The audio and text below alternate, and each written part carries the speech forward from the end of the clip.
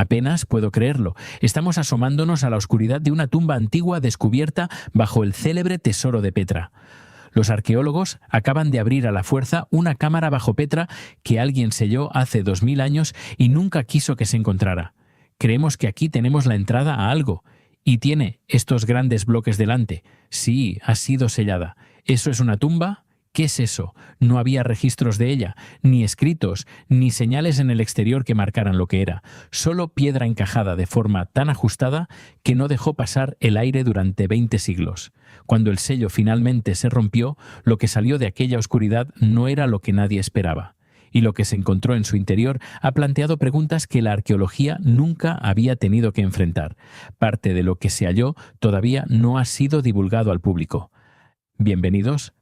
En este canal exploramos los grandes enigmas del pasado y los secretos que la historia intentó enterrar. Si te fascina descubrir la verdad oculta bajo los monumentos más famosos del mundo, te invitamos a suscribirte. Ahora, continuemos. Nadie esperaba encontrar nada nuevo en Petra. Durante más de 2 siglos los arqueólogos habían estado excavando, cartografiando y estudiando cada rincón de ella. Los eruditos habían escrito bibliotecas enteras sobre su historia. Había sido fotografiada, analizada y debatida por algunas de las mentes más brillantes del campo. Para el mundo entero, Petra era un misterio resuelto, una maravilla que ya había entregado todo lo que tenía para ofrecer. Todos estaban equivocados. Petra se encuentra en los acantilados desérticos del sur de Jordania. Los nabateos, una antigua civilización árabe, la tallaron por completo en la roca de arenisca de un rojo rosado hace más de 2000 años. No construyeron sobre el terreno. Cortaron los propios acantilados, dando forma a palacios, templos y tumbas directamente en la roca viva. Y como estaban tallando en lugar de construir, cada golpe de sus herramientas era permanente. No había vuelta atrás, no había manera de corregir un error. Lo que tallaban quedaba tallado para siempre. Ese nivel de precisión mantenido a lo largo de una ciudad entera habla de una civilización que no solo era poderosa, sino extraordinariamente disciplinada. En su apogeo, Petra fue hogar de entre 20.000 y 30.000 personas y se alzó como una de las ciudades comerciales más poderosas del mundo antiguo. Pero aquí hay algo en lo que casi nadie piensa. Casi ninguna vivienda ha sobrevivido en Petra. Las estructuras que quedan, cientos de ellas alineadas a lo largo de las paredes del cañón, son casi por completo tumbas. Petra no era solo una ciudad donde la gente vivía, era una ciudad organizada en torno a la muerte. Los nabateos creían que sus antepasados seguían presentes entre ellos. Tallaban comedores directamente junto a las cámaras funerarias para que las familias pudieran comer al lado de sus muertos. Para ellos, los muertos no se habían ido. Seguían siendo parte de la comunidad, y a la entrada de todo aquello se alzaba el tesoro. Para llegar a él, los visitantes deben caminar a través de un estrecho corredor llamado el Sikh. Las paredes se elevan a gran alturas a ambos lados, bloqueando casi toda la luz. El sendero serpentea durante casi 1 kilómetro. Entonces se abre, y el tesoro aparece de golpe, en toda su altura, tallado con detalle perfecto, resplandeciente en hileras doradas bajo el sol. Los visitantes primerizos, de manera constante, dejan de caminar en el instante en que lo ven. El tesoro es enorme. Altas columnas enmarcan su fachada. Figuras talladas llenan sus niveles superiores. En lo más alto se asienta una gran urna de piedra. Durante generaciones, la tradición local sostuvo que la urna estaba llena del oro escondido de un faraón. La gente lo creía tan profundamente que dispararon armas de fuego contra la urna, tratando de resquebrajarla para liberar el tesoro. Las marcas de bala todavía son visibles hoy, pero el verdadero secreto nunca estuvo dentro de la urna. Los arqueólogos han debatido el propósito del tesoro durante décadas. Algunos creen que fue una tumba real construida para un rey nabateo. Otros piensan que cumplió una función religiosa ligada a ceremonias sagradas, quizá como un lugar donde los sacerdotes realizaban rituales y hacían ofrendas a sus dioses. Un tercer grupo sostiene que sirvió a ambos propósitos en distintos momentos, funcionando primero como un lugar de enterramiento real y siendo después reconvertido para el culto religioso a medida que la ciudad crecía y sus necesidades cambiaban. Después de todo este estudio, no se ha llegado a un acuerdo sobre una única respuesta.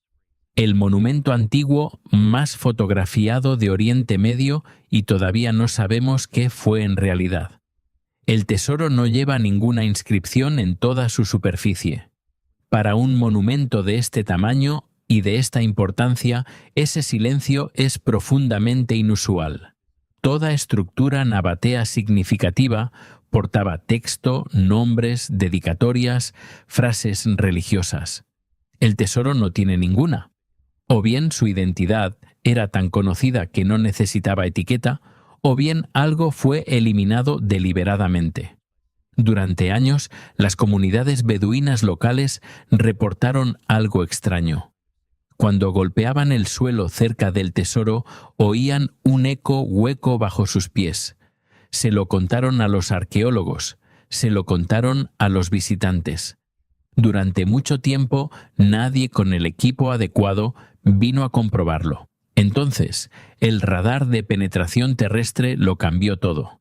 En 2016, un equipo de National Geographic y de la Universidad de Alabama apuntó un radar de penetración terrestre hacia la zona que rodea el tesoro. El radar de penetración terrestre funciona enviando ondas hacia lo profundo de la Tierra y midiendo lo que rebota de vuelta. La roca sólida devuelve un tipo de señal. El espacio vacío devuelve otro. Lo que regresó desde debajo del tesoro hizo que el equipo repitiera el escaneo 3 veces antes de que nadie hablara. Había una cámara hueca bajo el suelo. Era grande, estaba estructurada y estaba completamente sellada. Cuando por fin comenzó la excavación, el equipo supo de inmediato que aquella no era una excavación ordinaria. Empezaron con herramientas estándar retirando con cuidado las capas superiores de tierra. Pero, a medida que descendían y se acercaban a la estructura sellada, todo se ralentizó. Las herramientas de metal se dejaron a un lado. Los pinceles y los instrumentos de madera las reemplazaron. Cada puñado de tierra se cribaba a mano, se fotografiaba y se etiquetaba. Incluso el fragmento más pequeño de cerámica o de carbón se recogía y se almacenaba. Un miembro del equipo lo describió más tarde como realizar una cirugía sobre la tierra. Entonces aparecieron los escalones tallados, emergieron lentamente del suelo compactado, apuntando hacia abajo, hacia la oscuridad. No eran toscos ni estaban rotos, eran limpios, medidos y deliberados. Alguien había cortado estos escalones con un destino específico en mente. El equipo los siguió hacia abajo. Al fondo encontraron el muro. No se estaba desmoronando. No estaba dañado por el tiempo. Los bloques de piedra estaban cortados con tal precisión y encajados de forma tan ajustada que ni una sola grieta se había formado en casi 2000 años. No había pasado el aire, ni el agua, ni la luz. La cámara había sido sellada de forma tan completa que lo que fuera que hubiera dentro había permanecido en perfecta quietud desde que el Imperio Romano era todavía la fuerza más poderosa de la tierra. La destreza de aquel muro inquietó profundamente a los arqueólogos. Aquello no era un cierre apresurado. No era alguien apilando piedras con prisa. La precisión requerida para producir un sello que aguantara 2000 años era extraordinaria.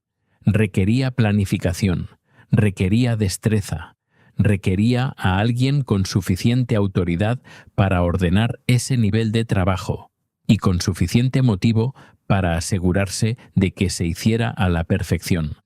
Eso planteó una pregunta que nadie podía responder con facilidad. ¿Qué era lo que tanto temían que saliera? Cuando el sello por fin se quebró, el equipo dio un paso atrás.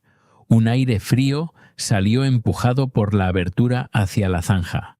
Arrastraba consigo un polvo que no se había movido desde antes de que el cristianismo se extendiera por el mundo. Un arqueólogo lo describió como inhalar algo que había estado prisionero. Otro dijo que acercarse se sentía mal, como si estuvieran cruzando hacia un lugar que había decidido mucho tiempo atrás que no quería ser encontrado. La cámara detrás del muro no era una cueva natural. Estaba modelada. Tenía paredes, estructura y propósito. Y lo que aquellas paredes contenían dejó paralizado a todo el equipo. Cuando la cámara inferior se abrió, la luz barrió su interior. Las paredes eran negras. Del suelo al techo, la piedra había sido calcinada por un fuego que había ardido con una intensidad considerable dentro de una sala sellada.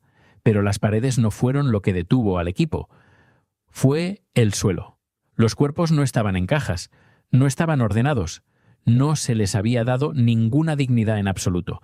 Estaban amontonados de un extremo al otro de la cámara, miembros enredados unos sobre otros, cráneos inclinados en ángulos equivocados, algunos boca abajo, algunos retorcidos en posiciones que hablaban de dolor y de pánico. Aquello no era un enterramiento.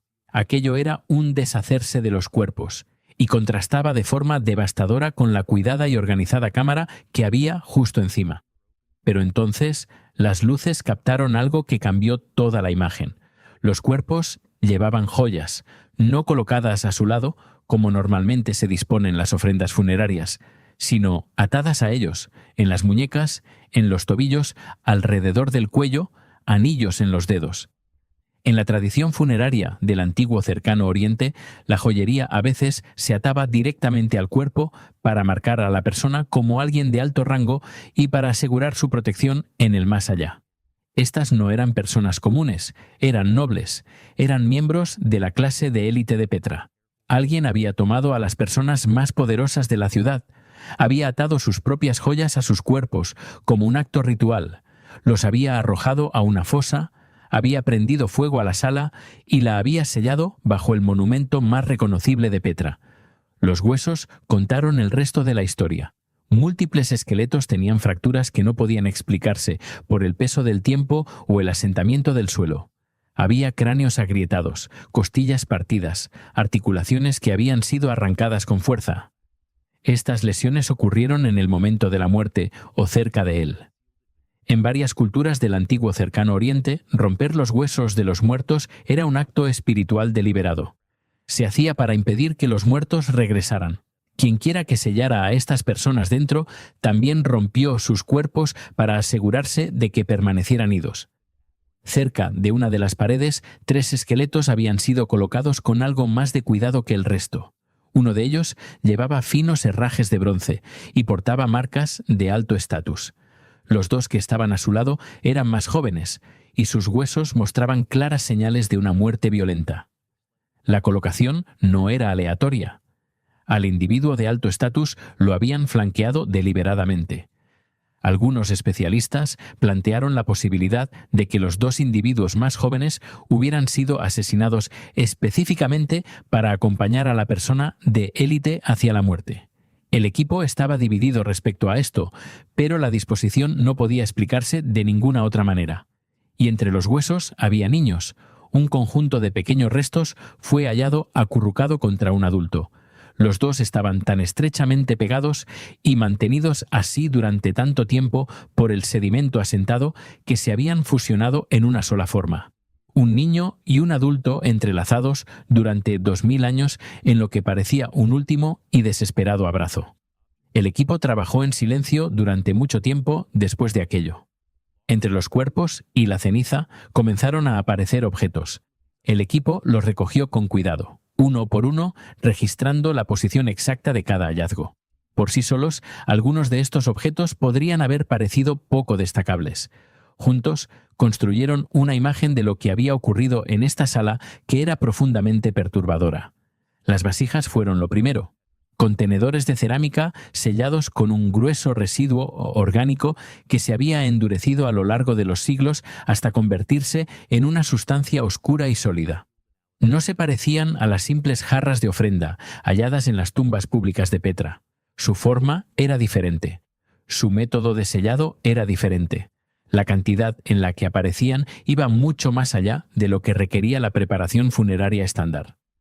El análisis de campo temprano detectó compuestos orgánicos ricos en hierro dentro del residuo. Hierro de esa clase, en esa concentración, en el contexto de una cámara de muerte sellada, apuntaba hacia una sola cosa: sangre. Si era humana o animal, aún no podía confirmarse, pero la cantidad sugería que no se había usado con moderación. Los nabateos figuraban entre los comerciantes más entendidos del mundo antiguo en lo que respecta a resinas, compuestos vegetales, aceites y sustancias orgánicas. Sabían cómo preservar cosas, sabían cómo preparar cosas. Lo que había dentro de aquellas vasijas pudo haber cumplido un propósito que va mucho más allá de cualquier cosa hallada en un contexto funerario nabateo estándar. Luego vinieron las armas. Las hojas de hierro recuperadas de la cámara habían sido deliberadamente recubiertas de resina y aceite antes de ser colocadas en su interior. Aquello no era decoración, era preservación. El recubrimiento había funcionado. Las hojas apenas mostraban corrosión, a pesar de casi 2000 años en un espacio sellado. Alguien había tratado estas armas específicamente para evitar que se oxidaran. Eso no es algo que se haga con un objeto que se pretende dejar atrás para siempre. Se preserva algo que se pretende usar.